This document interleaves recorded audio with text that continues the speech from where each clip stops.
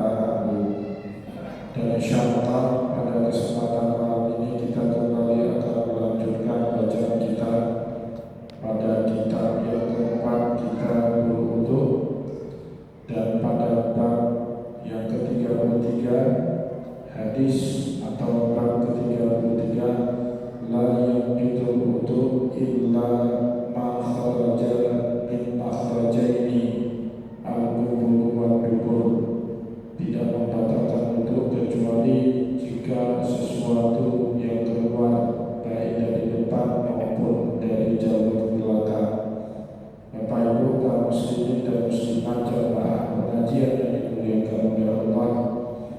Selanjutnya pada bab ke-33 ini Imam Bukhari meriwayatkan kepada kita sebuah hadis dari Nabi, hadis nomor 179 yang ia dapati dari gurunya beliau Sa'ad ibnu Harsin. Haddatsana Sa'd ibnu Harsin haddatsana Syaibanu an Yahya an Abi Salamah anna Atha bin Yasar akhbarahu anna Zaid ibnu Khalid akhbarahu annahu sa'ala Utsman ibnu Affan radhiyallahu anhu kuntu. Sahabat Nabi Zaid bin Khalid radhiyallahu anhu suatu hari bertanya kepada sahabat Nabi yang lain, sahabat Utsman bin Affan radhiyallahu anhu, kuntu ara'aita idza jami'a falam yumni. Bagaimana pendapatmu, tanya Zaid bin Khalid kepada Utsman bin Affan, jika ada orang yang menjimat istrinya atau pasangannya falam yumni tetapi belum sempat ejakulasi, belum sempat keluar sperma, bagaimana hukumnya? Apakah harus tetap mandi junub atau cukup bagi dia berwudu, atau bahkan Bapak Ibu tidak harus bagi dia mandi junub dan berwudu? Ini pertanyaan dulu pernah diajukan oleh sahabat Nabi Zaid ibnu Khalid kepada Utsman bin Affan yang dia anggap lebih mengetahui mengenai masalah-masalah agama daripada beliau, daripada dirinya sendiri. Apalagi sebelumnya masyhur Bapak Ibu di dalam hadis Nabi, sabda Rasulullah yang berbunyi al-ma'u minal ma'. Al-ma'u minal ma' secara bahasa maknanya air dari air. Tapi yang dimaksud dengan sabda Nabi tadi, jika seseorang mengeluarkan air maninya atau air spermanya, maka pada saat itulah dia wajib mandi dan membasuhkan air ke seluruh tubuhnya. Itu yang dimaksud dengan sabda Nabi tadi, al-ma'u minal ma', air mani yang mewajibkan seseorang mandi dan menyampaikan air ke seluruh tubuhnya. Itu yang dimaksud dengan sabda Nabi tadi.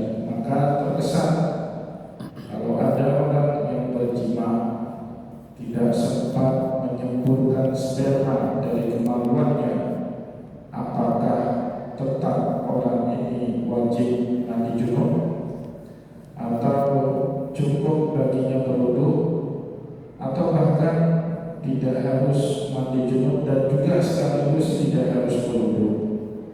Ini pertanyaan yang ditanyakan oleh sahabat Nabi Zaid bin Khalid kepada Utsman bin Affan. Tentu ini peristiwa terjadi setelah wafatnya Rasulullah, karena para sahabat Bapak Ibu tidak pernah bertanya kepada selain Rasulullah kecuali setelah wafatnya Nabi.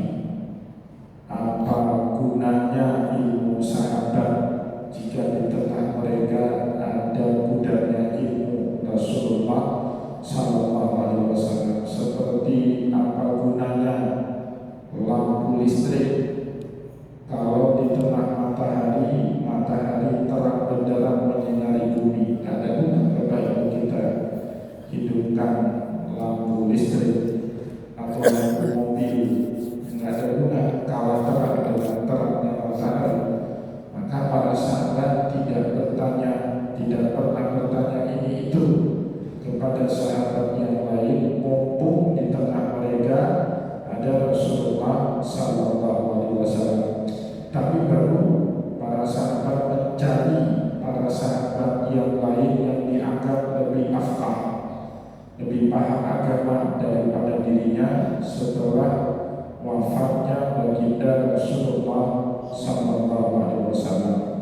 Salah satunya bisa kita temukan di dalam hadis nomor 179 pada saat Zaid bin Khalid tidak paham bagaimana hukumnya di dalam agama seseorang yang menjima istrinya tapi belum sempat ejakulasi, apakah wajib bagi dia mandi atau tidak harus mandi, cukup berwudu, atau bahkan tidak harus mandi dan tidak harus berwudu. Qala Utsman, maka pertanyaan ini pun dijawab oleh sahabat Utsman bin Affan radhiyallahu anhu.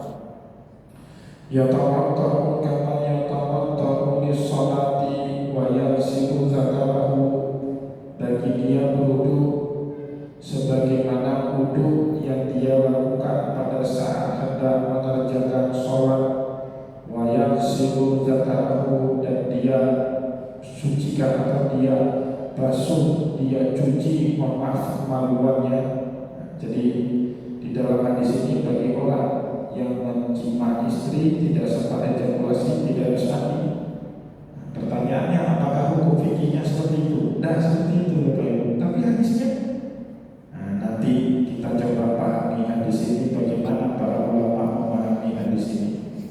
Di dalam fikih Bapak Ibu yang dimuliakan oleh Allah, orang yang menjima istrinya baik ejakulasi ataupun tanpa ejakulasi, faqad wajaba alaihi ghuslu, wajiblah bagi dia untuk mandi junub.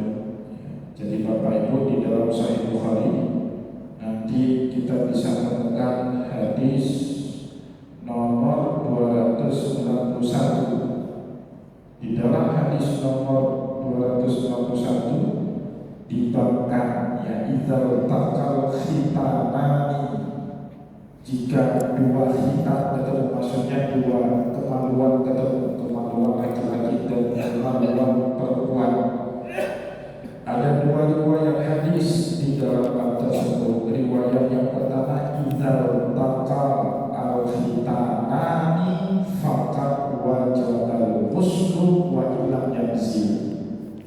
Asal sudah ketemu kemaluan laki-laki dengan kemaluan perempuan, maka telah wajiblah bagi mereka berdua mandi junub, sekalipun dari hubungan badan itu tidak menyebabkan ejakulasi.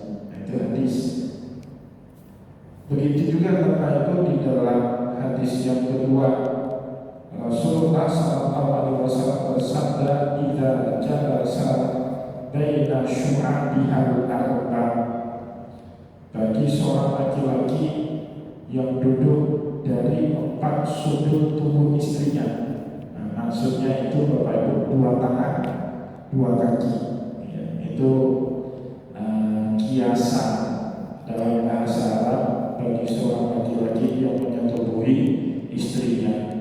Idza jalasa baina syu'abihal arba tsumma jahadaha faqad wajaba ghuslu, barang siapa yang menyetubuhi istrinya dan keluar atau tidak keluar sperma, maka telah wajiblah bagi dia untuk mandi junub. Jadi kan ada dua riwayat yang nampaknya saling bertentangan antara satu dengan yang lain, tapi hal tersebut tidaklah bertentangan menurut para ulama. Bagaimana penjelasan para ulama di sini, Bapak Ibu yang dimuliakan oleh Allah? Di sini dijelaskan hadis ini sendiri kembali yang disampaikan oleh Imam Ibnu Hajar Al-Asqalani, hadis nomor 179 tadi di dalam kitab Sahih Bukhari terulang 2 kali. Yang pertama tadi hadis nomor 179, yang kedua Bapak Ibu nanti hadis ini terulang sekali lagi di dalam hadis nomor 292. Riwayatnya sama. Yang tanyanya Zaid bin Khalid bertanya kepada Utsman bin Affan, "Ara'aita idza jami'a rajulu imra'atahu falam yumni?" Bagaimana pendapatmu kalau belum sempat mengeluarkan sperma. Faqala Utsman bin Affan pun menjawab, yatawaddau kama yatawaddau li sholati wa yaghsilu dzakarahu, bagi dia berwudu sebagaimana wudu yang dia lakukan pada saat hendak mengerjakan sholat. Wa yaghsilu dzakarahu, ditambahi dengan dia cuci kemaluannya. Sama hadis nomor 179 dengan hadis nomor 292. Bapak Ibu yang dimuliakan oleh Allah, kembali kepada apa yang ingin kita jelaskan tadi. Bagaimana pendapat para ulama fikih mengenai hukumnya seorang laki-laki yang menyetubuhi istrinya dan belum sempat ejakulasi, wajib mandi atau cukup dengan wudu? Nah, di sini dijelaskan oleh Imam Ibnu Hajar Al-Asqalani, wa nubayyinu hunaka annahu mansukhun, sebagaimana telah dijelaskan sebelumnya ya, dalam penjelasan yang mungkin juga pernah kita sampaikan di sini. Hadis nomor 179 ini Bapak Ibu, yang mengatakan orang yang bersetubuh tidak ejakulasi cukup baginya wudu, itu mansukh. Ketentuan itu sudah tidak lagi berlaku. Dalam syariat itu ada yang namanya nasikh wal mansukh, dan itu bahkan diakui oleh Allah di dalam Al-Quran. Nanti Bapak Ibu boleh buka surat Al-Baqarah pada juz yang pertama. Allah berfirman, ma nansakh min ayatin aw nunsiha na'ti bi khairin minha aw misliha. Ayat itulah yang dijadikan argumentasi oleh para ulama adanya nasikh dan mansukh baik di dalam Al-Quran maupun di dalam hadis Nabi. Apa itu nasikh dan mansukh? Nasikh dan mansukh Bapak Ibu, ketentuan yang turun belakangan baik dalam Al-Quran maupun hadis Nabi menghapus ketentuan lama yang turun sebelumnya. Jadi kalau Bapak Ibu baca pada ayat Al-Quran di awal-awal Islam, Bapak Ibu, khamar itu tidak pernah diharamkan sama Allah. Tidak ada ayat yang mengharamkan khamar. Bahkan ada satu ayat dalam surat An-Nahl, Allah Subhanahu wa Ta'ala menguji khamar itu. Wa min thamaratin nakhili wal a'nabi tattakhiduna minhu sakaran wa rizqan hasanan. Dan dari perasan anggur maupun perasan kurma kalian bisa mengambil sesuatu yang memabukkan atau rezeki yang baik. Allah menyebut khamar itu sebagai rezeki yang baik. Perasan anggur itu bisa dijual walaupun memabukkan. Awalnya seperti itu. Apakah ayat itu boleh diamalkan secara oleh umat sehingga boleh minum anggur atau boleh jual beli khamar? Tidak, Bapak Ibu. Kenapa? Belakangan Allah Subhanahu wa Ta'ala memperketat dan mengganti dengan aturan baru. Sampai bahkan itu 3 atau 4 ayat berturut-turut turun mengenai keharaman khamar. Setelah Umar bin Khattab baca surat Al-Kafirun Naur di dalam sholat Isya, turun lagi ketentuan berikutnya yang kedua, ya ayyuhalladzina amanu la taqrabus sholata wa antum sukara hatta ta'lamu ma taqulun. Hai orang-orang yang beriman, jangan kalian tegakkan, jangan kalian lakukan sholat kalian dalam keadaan mabuk sampai kalian sadar kembali dan mengerti apa yang kalian ucapkan. Jadi setelah turunnya ayat kedua ini Bapak Ibu, dulu para ulama memahami atau para sahabat memahami khamar itu haramnya kalau sudah mau dekat waktu sholat, itu nggak boleh lagi mabuk. Habis sholat Isya ya silakan mabuk lagi di diskotik. Dulu seperti itu. Turun lagi ayat yang ketiga, yas'alunaka 'anil khamri wal maisir qul fihima ismun kabirun wa manafi'u lin-nas wa ismuhuma akbaru min naf'ihima. Sahabatmu terus bertanya kepada Muhammad tentang apa itu khamar, hukumnya di dalam syariat. kul fihi ma ismun kabirun wa manafi'u linnas. Dalam khamar dan judi itu ada manfaat dan juga ada dosa. Wa ismuhuma akbaru min naf'ihima, meskipun dosa dan mafsadahnya lebih banyak daripada manfaatnya. Nah, itu juga perlu dipahami. Kalau khamar itu haram dalam semua keadaan, sampai turun ayat yang terakhir, innamal khamru wal maisiru wal ansabu wal azlamu rijsun min amali syaitani fajtanibuhu la'allakum tuflihun. Turun ayat terakhir ini, Bapak Ibu, tidak ada lagi para sahabat yang memahami ada ruang kehalalan bagi khamar, baik untuk diminum ataupun untuk diperjualbelikan, tak boleh. Nah, itu namanya nasih dan mansuh. Dulu Bapak Ibu, perempuan yang ditinggal mati sama suaminya, masa iddahnya 1 tahun. Walladzina yutawaffawna minkum wa yazaruna azwajan wasiyatan li azwajihim mata'an ilal hauli ghairu ikhraj. Jadi perempuan ditinggal mati atau seorang perempuan yang ditinggal tanpa kabar dan berita sama suaminya, masa iddahnya itu 1 tahun, tidak boleh nikah sampai 1 tahun. Tapi ketentuan itu belakangan diubah sama Allah. Turun ayat berikutnya yang lebih akhir. Ya, kalau bahasa hukumnya diamandemen, ayat yang pertama itu dengan ayat yang kedua, walladzina yatawaffawna minkum wa yadharuna azwajan yatarabbasna bi anfusihinna arba'ata asyhurin wa asyra. Perempuan yang ditinggal mati sama suaminya, maka masa iddahnya tidak lagi 1 tahun, tapi cukup 4 bulan 10 hari saja. Nah, itu namanya dalam syariat nasih dan mansuh. Bapak Ibu yang dimuliakan oleh Allah, sebagaimana di dalam Al-Quran ada yang namanya nasih dan mansuh, di dalam hadis Nabi juga banyak sekali yang berlaku nasih dan mansuh. Contoh, sebelum kita berbicara tentang mandi junub, keluar sperma atau tidak keluar sperma saat menyetubui istri, dulu Bapak Ibu semua sahabat dilarang keras sama Rasulullah ziarah kubur. Nabi mengharamkan kepada para sahabat ziarah kubur. Sampai kemudian Nabi, sahabat dan kaum muslimin semuanya pada hijrah ke Madinah, Rasulullah mengubah ketentuan itu. Ala nahaitukum an ziyaratil kubur ala fazuruha. Aku memang dulu pernah mengharamkan ziarah kubur kepada kalian, tapi sekarang silakan ziarah, kata Nabi.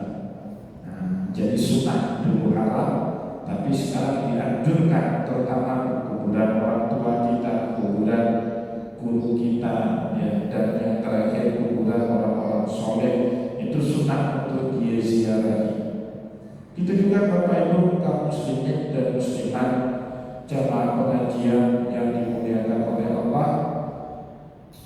Rasulullah SAW dulu tidak mewajibkan orang yang menjima istrinya tanpa ejakulasi majnun. Jadi dulu tidak wajib. Rasulullah SAW di awal Islam saat ditanyai sama para sahabat apa hukumnya seorang laki-laki yang menyetubuhi istrinya tanpa mengeluarkan sperma, Rasulullah menjawab, al-ma'u minal ma'. Air itu dari air yang lain. Artinya air yang kita pakai untuk mandi junub itu yang mewajibkannya adalah keluarnya air sperma. Jadi kalau tidak keluar air sperma, tidak wajib mandi junub.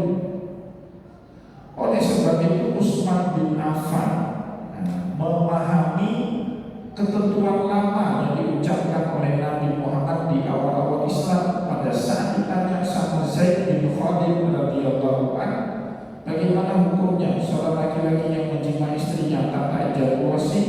Beliau menjawab, qala Utsman yatawaddau kama yatawaddau lis-shalah wa yaghsilu dzakarahu. Dia berwudu sebagaimana wudu yang dia lakukan berkata, kalau ingin mengerjakan ibadah sholat, qala Utsman, meskipun di sini Utsman berkata, sami'tuhu min Rasulillah sallallahu alaihi wasallam, aku dengar ini langsung dari Nabi sebelum terbitnya ketentuan baru yang mewajibkan seseorang itu mandi junub.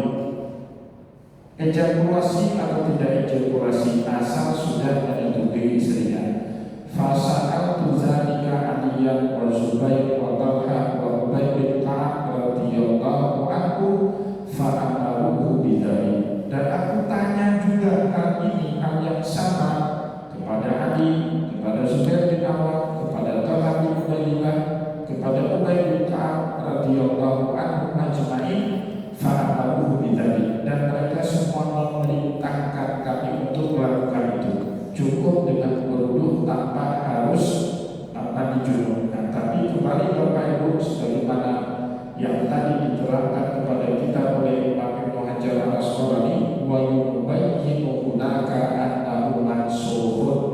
Ketentuan yang tersebut di dalam hadis nomor 179 disepakati oleh para ulama telah terhapus dengan hadis yang tadi kita baca, idza taqal khitanani faqad wajaba ghuslu wa illam yanzil. Asal dua kemaluan sudah ketemu, asal sudah terjadi penetrasi, ya, kalau bahasa biologisnya, walaupun tidak ejakulasi, maka bagi laki-laki maupun perempuan telah wajib hukumnya untuk mandi junub. Nah, ini sekali lagi Bapak Ibu membuktikan kepada kita berbahaya sekali Bapak Ibu kembali kepada sunnah dan Al-Quran tanpa memakai ilmunya para ulama. Nah, itu membuktikan sekali lagi kita dalam beberapa pengajian ini sudah membuktikan banyak hal kelirunya semboyan atau slogan sementara orang yang kelihatannya hebat tapi salah. Ayo kita kembali kepada Al-Quran dan Sunnah. Itu kan slogan kelihatannya benar, tapi di bawahnya mengandung banyak kesalahan. Gimana kita kembali kepada Al-Quran dan Sunnah sedangkan misalnya ada hadis Nabi yang seperti ini? Kita kalau nggak pakai ilmunya para ulama, boleh jadi Bapak Ibu mohon maaf nanti malah berhubungan badan dengan istri sholat subuh nggak mandi junub, cuma berwudu. Dalam Islam Bapak Ibu batal sholatnya. Sepakat semua para ulama, asal sudah melakukan hubungan badan walaupun dalam ejakulasi, wajib bagi dia mandi junub. Kita gara-gara baca satu hadis punya kesimpulan yang keliru seperti yang disepakati oleh para ulama. Nah, ini yang berbahayanya kalau itu terjadi Bapak Ibu kaum muslimin dan muslimat yang dimuliakan oleh Allah. Sebab itu Bapak Ibu yang dimuliakan oleh Allah, selanjutnya wala yuqalu idza kana mansukhan kaifa yasihul istidlal bih. Ada yang mempertanyakan kepada Imam Ibnu Hajar, kalaulah memang hadis ini mansuh artinya tidak lagi berlaku ketentuan yang ada di dalam hadis tadi, kaifa yasihul istidlal bih, mengapa juga Imam Bukhari masih menulis hadis itu di dalam kitab sahihnya? Seharusnya kan hadis ini mansuh. Ngapain dicantumkan lagi hadis itu di dalam Sahih Bukhari? Bapak Ibu kaum muslimin dan muslimat jamaah pengajian yang dimuliakan oleh Allah, yang perlu kita pahami, Imam Bukhari itu tugasnya kolektor hadis. Asal hadisnya sahih, tak peduli bagaimana isi atau konten daripada hadis itu, pasti beliau cantumkan di dalam Sahih Bukhari atau di dalam kitab sahihnya. Sedikit kita belajar sejarah pengumpulan ilmu hadis. Imam Bukhari ini kan hidupnya setelah masa Imam Syafi'i. Jadi Imam Bukhari ini tidak ketemu dengan Imam Syafi'i sekitar 70-80 tahun setelah wafatnya Imam Syafi'i. Tapi Imam Bukhari ini ketemu dengan murid-muridnya Imam Syafi'i, Bapak Ibu. Salah satunya Abdullah bin Rawahah. keduanya Imam Ahmad bin Hanbal, itu murid-muridnya Imam Syafi'i. Sebelum Imam Syafi'i, Bapak Ibu, para ulama itu tidak mau terima hadis, walaupun sahih sanadnya, matan hadis itu atau konten hadis itu wajib dikritik. Menurut Imam Ahmad, menurut Imam Abu Hanifah, walaupun satu hadis sanadnya itu sahih, tapi kalau matanya bertentangan dengan akal, maka matan hadis itu nggak boleh diamalkan. Sanad itu an. Dalam hadis itu Bapak Ibu kalau kita belah ada dua ya.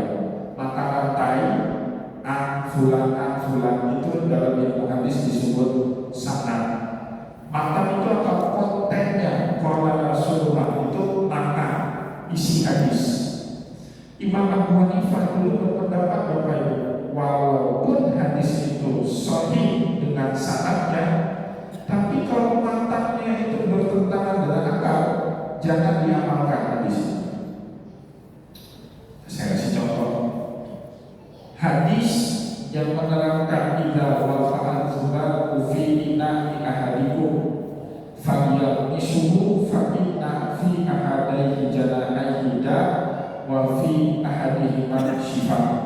Kalau jatuh lalat ke dalam gelas kalian, jangan buang airnya, tapi lalatnya dicelupkan sekali lagi, karena di sebelah kanan sayap lalat itu ada penyakit, di sebelah kirinya ada penawarnya, kata Nabi seperti itu. Menurut Imam Abu Hanifah, hadis ini walaupun sahih sanadnya, tapi secara logika tak masuk akal, maka jangan diamalkan hadis ini. Dan saya yakin Bapak Ibu semua tidak mengamalkan hadis ini. Ada yang mengamalkan hadis ini? Pak Mustari kalau minum kopi pagi-pagi di tempat cempleng, jatuh lalat di kopinya, minta ganti nggak sama dia? Minta ganti, kan diamalkan di situ. Lek Bapak kopi kalau lalat nggak tahu ya. Padahal kalau Bapak yang mau jujur sama sunnah kan cuma aja sekali lagi. Berarti kita setuju dengan Imam Abu Hanifah. Apalagi kalau air putih, pasti Bapak Ibu buang airnya, kecuali madu. Kalau madu nggak Bapak Ibu buang. Madu udah beli 300.000 sama patar isi 300.000 satu botol. Jatuh lalat, yang dibuang lalatnya apa madunya? Asas kepentingan. Itu mazhab Hanafi seperti itu cara pahami agamanya gitu. Nah, setelah Imam Abu Hanifah datang Imam Malik. Imam Malik mengkritik hadis. Hadis sahih sanadnya, tapi matanya jangan diamalkan kalau bertentangan dengan praktek keagamaan yang dilakukan oleh penduduk kota Madinah. Hadis puasa 6 hari di bulan Syawal sahih, ada dalam Bukhari dan Muslim, tapi tidak boleh diamalkan. Kenapa? Man shoma Ramadan tsumma utbi'uhu sittan min Syawal kana kasiyamid dahr. Karena tidak ada satupun penduduk Madinah dari zaman Nabi, menurut Imam Malik, sampai zaman beliau hidup yang pernah mengetahui atau yang pernah berpuasa 6 hari di bulan Syawal. Maka mereka tak puasa bulan Syawal. Orang Madinah sampai hari ini tidak ada yang puasa bulan Syawal. Menurut Imam Malik, masa ada orang di luar Madinah sana lebih paham hadis daripada kami yang tinggal di kota Nabi Muhammad SAW. Itu alasannya. Tiba-tiba datang Syekh Imam Syafi'i, beliau buat teori baru. Apa kata Imam Syafi'i? Idza shahal hadis fahuwa mazhabi. Hadis itu kalau sudah sahih sanadnya, kalian jangan kritik lagi matanya, udah amalkan aja gitu. Maka setelah Imam Syafi'i itu Bapak Ibu, lahir banyak sekali para pengumpul hadis, termasuk Imam Bukhari, Imam Muslim, Imam Abu Dawud, Imam Tirmidzi, Imam An-Nasai, Imam Ibnu Majah. Itu lahir setelah Imam Syafi'i. Karena begitu apresiatifnya Imam Syafi'i kepada hadis. jangan kritik lagi matan. Jadi di dalam mazhab Syafi'i tidak ada naqdul matni, tidak ada kritik matan hadis, tidak ada. Yang ada kritik sanad. Pokoknya hadis kalau sudah sahih amalkan. Nah, itu menurut Imam Syafi'i. Maka tugas Imam Bukhari di sini itu bukan menganalisis hadis, Bapak. Tugasnya hanya mengumpulkan hadis. Yang penting sanadnya sahih. Terserah bagaimana analisa hadis itu bukan kewajiban beliau. Itu kewajiban pakar fikih, pakar ilmu usul fikih, pakar ilmu tauhid, dan ulama-ulama yang punya kepakaran di dalam bidang ilmunya masing-masing. Nah, itu pemahaman yang diberikan kepada kita oleh Imam Ibnu Hajar Al-Asqalani rahimahullahu ta'ala. Maka Bapak Ibu yang dimuliakan oleh Allah, para ulama hadis itu mazhabnya Syafi'i semua. Imam Bukhari mazhabnya Syafi'i. Dalam mukadimah kitab Sahih beliau itu yang kita baca di Masjid Al-A'la, masjid di hari pertama pengajian, kita baca apa kata Imam Bukhari di dalam kitab mukadimah, di dalam mukadimah kitab Sahih. Beliau menulis kuntu Asy'ari aqidatan wa Syafi'i mazhaban. Aku ini seorang yang bermazhab Asy'ariyah. Mazhab Asy'ariyah dalam akidah itu pokoknya yang yakin Allah punya sifat 20 wajib, sama kayak kita. Nah, jadi kalau ada orang bilang sifat wajib itu bid'ah dan dia pakai kitab Sahih Bukhari tiap hari, berarti dia membid'ahkan penulis kitab Sahih Bukhari. Kan aneh itu. Aneh aja Bapak Ibu. Teman-teman kita yang jenggotnya panjang, celananya cingkrang, pegangannya kitab Sahih Bukhari, bilang akidah Asy'ariyah itu menyimpang. Padahal pengarang kitab Sahih Bukhari akidahnya Asy'ariyah kan agak miring gitu orang, agak lain gitu. Kenapa? Imam Bukhari mazhabnya Asy'ariyah, wa Syafi'i mazhaban, dan Imam Bukhari secara mazhab fikihnya mengikuti Syafi'i kunut kayak kita Bapak Ibu atau sholat subuh kunut. Datang orang yang sholat ahli sunnah itu bilang kunut bid'ah, kan agak lain itu. Agak lain itu. Nah, jadi kalau ada orang bilang akidah 20 bid'ah, kunut subuh bid'ah, zikir jalan bid'ah, tahlilan bid'ah, justru pengarang kitab yang mereka agukan itu mempraktekkan agama seperti itu. Kan agak lain jadinya. Maka Bapak Ibu jangan goyah. Ini udah benar, akidah kita ini udah benar. Mazhab yang kita amalkan ini sudah benar, sudah sesuai dengan tuntunan dan dicontohkan oleh para ulama kita terdahulu. Nah, lebih kurang seperti itu cara memahami hadis Rasulullah, sebagaimana metode para ulama dalam memahami hadis Nabi Muhammad Sallallahu Alaihi Wasallam. Jadi slogan yang benar itu bukan kembali kepada Al-Quran dan Sunnah titik, tapi kembalilah kepada Al-Quran dan Sunnah dengan ilmunya para